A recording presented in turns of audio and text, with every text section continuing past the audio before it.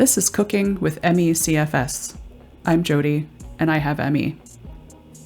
Today we're making 3 variations on yogurt pudding, a delicious and satisfying anytime snack, which I am rating 30% on the functional ability scale linked in the description. First, we're making a riff on banana pudding, for which you will need yogurt. I'm using full-fat Greek here. If you've got that in the back of your fridge, hanging out, it's a perfect choice. If you've just got a yogurt cup, use that. It's still gonna be good.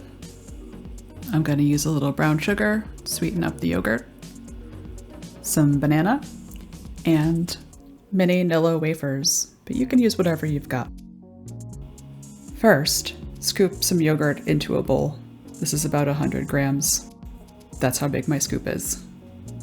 You don't have to use a scoop, I just do it for ease of measurement. Next, add about a tablespoon of brown sugar, and then break up your banana, toss it in, mix it all up. Once you've got a consistency you're happy with, put in the Nilla wafers and mix it up again. Make sure to evenly coat all the cookies, and then wrap it up and let it sit for at least an hour. You can leave it at room temperature for up to 4 hours. If you're going to wait any longer than that, put it in the fridge. These will keep in the fridge for 2 or 3 days, depending on what fruit you use.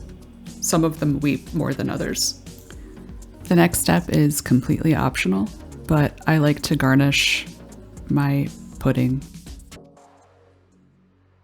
For banana pudding, I happen to have some whipped cream in the fridge, so I'm going to finish it off with that and then taste it and declare that it is delicious. Our first variation I've named chocoberry pudding. For this one, you will again need yogurt, berries. I've got freeze-dried strawberries from the pantry. Some strawberry jam to flavor the yogurt, and chocolate graham crackers. Just like before, we're gonna mix it all up and then leave it for an hour at least. By the way, these were the same proportions as for the banana pudding.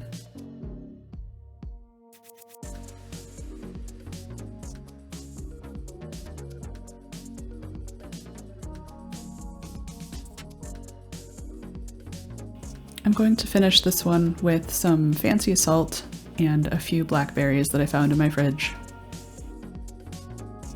Yum. The last but certainly not least variation of today is pina colada pudding.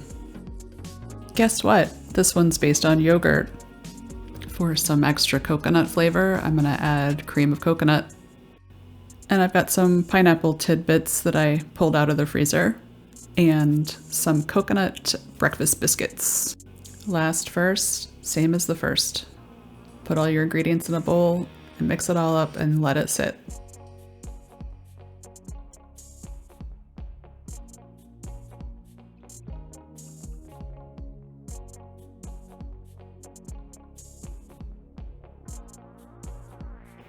This may seem a bit weird, but I'm gonna garnish this one with some toasted black sesame seeds. I think it's delicious.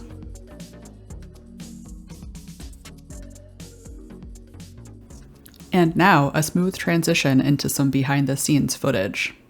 You can see that I'm actually sitting on a stool, which obviously helps with energy and blood pooling and all of the nastiness. I have a cart, so I can load it up with whatever I'm using. I have a little tray where I can put my ingredients. The key with all of this setup is gathering what you need before you get started so that you don't have to get up and down a whole lot and waste that energy. You're gonna forget something and have to get up. That's just the way it goes. Brain fog is a bitch. I hope you try one of these puddings and let me know what you thought.